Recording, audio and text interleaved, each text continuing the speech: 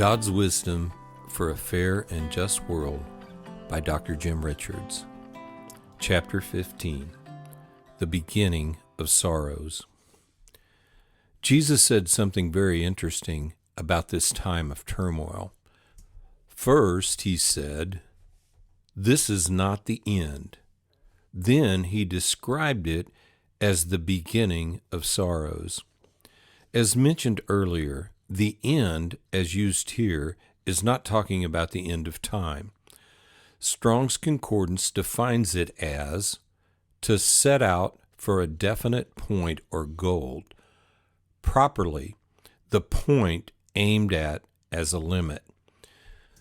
This can still be a little vague until we pair it with the word sorrows. Sorrows refers to birth pangs, i.e., the pain a mother endures to give a new life into the world. The end refers to a specific goal deliberately sought.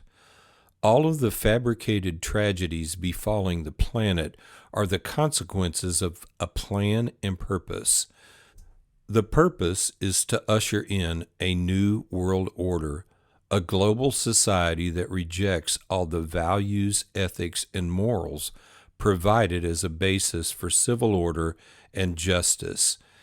This is an era of unprecedented lawlessness or iniquity. The mystery of iniquity, lawlessness, has existed in the world since the serpent showed up in the Garden of Eden, 2 Thessalonians 2:7. Lawlessness is rejecting God's commandments for justice, civil order, and love, and replacing them with humanistic philosophies. True Luciferianism is based on the angry God doctrine. Luciferians promote the idea that God is angry and only seeks to control and suppress the human race. They encourage the religious distortion of sovereignty, which violates everything God says about man's authority on earth. Sovereignty is redefined.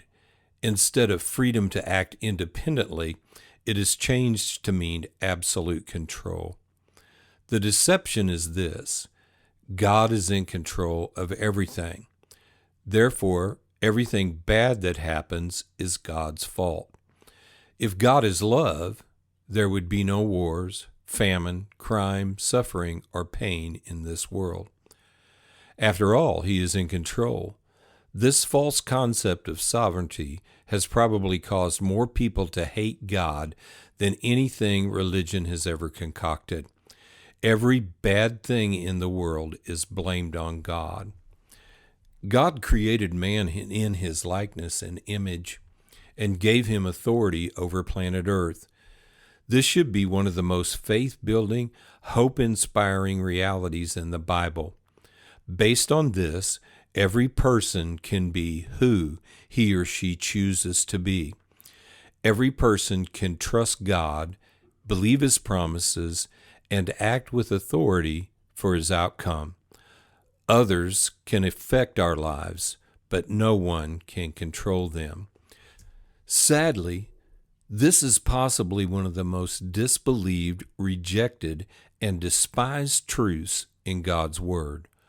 Why? It makes man responsible. The book of Proverbs provides a fascinating insight into the extremes to which man will go to avoid responsibility.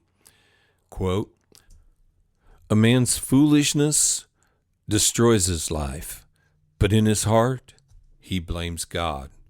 Proverbs 19:3. It seems the human race would rather blame God for a bad experience than consider the possibility that our choices may be the problem.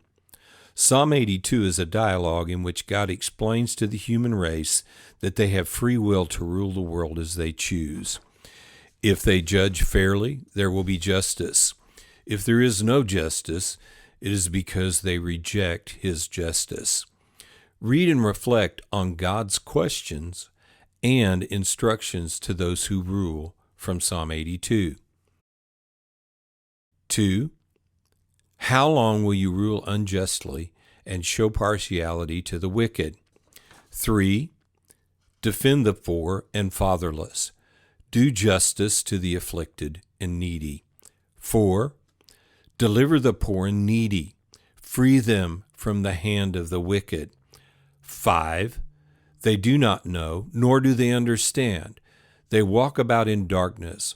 All the foundations of the earth are unstable. 6.